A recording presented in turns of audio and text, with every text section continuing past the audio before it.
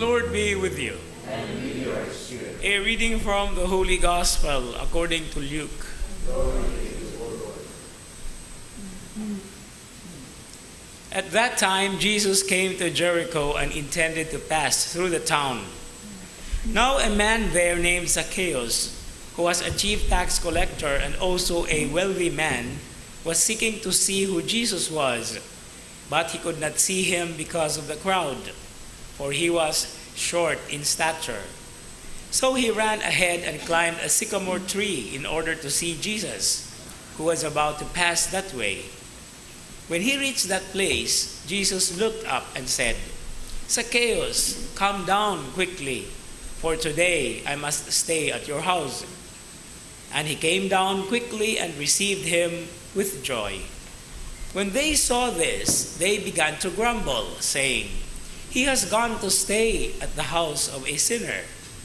But Zacchaeus stood there and said to the Lord, "Behold, half of my possessions, Lord, I shall give to the poor, and if I have extorted anything from anyone, I shall repay it 4 times over."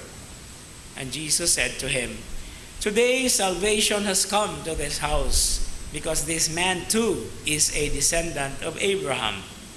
For the Son of Man has come to seek and save what was lost."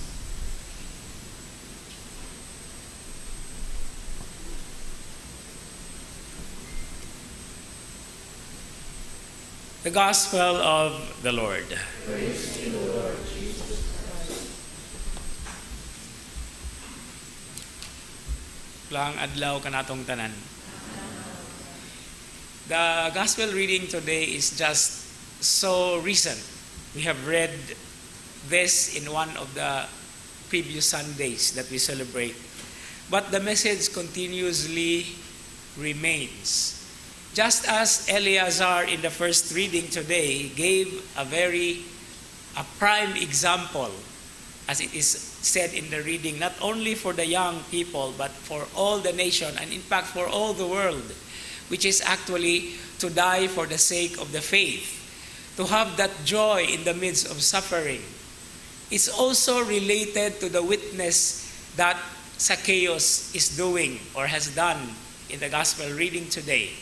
To die from or through the many different condemnatory impressions coming from outside. That's why it is an interesting imagery that the Gospel of St. Luke presents. And I have been talking about this many times over already, because this is one significant feature in the Gospel of St. Luke, that it has a tendency to present the Gospel in an open-ended fashion. No? Open-ended. That's why the promise of Zacchaeus, in the same way as the example of Eleazar in the first reading, becomes a continuous challenge, because we are the ones to really also complete, to really fulfill what these characters are practically giving as an example.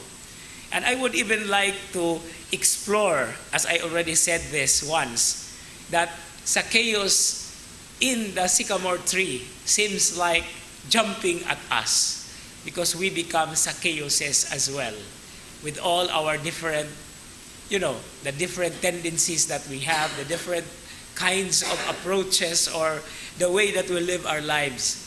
But it always boils down to one thing. What Zacchaeus has stated as a promise, we are the ones to fulfill them in our daily lives, in our own way, and of course, with the help of God's grace and His divine mercy.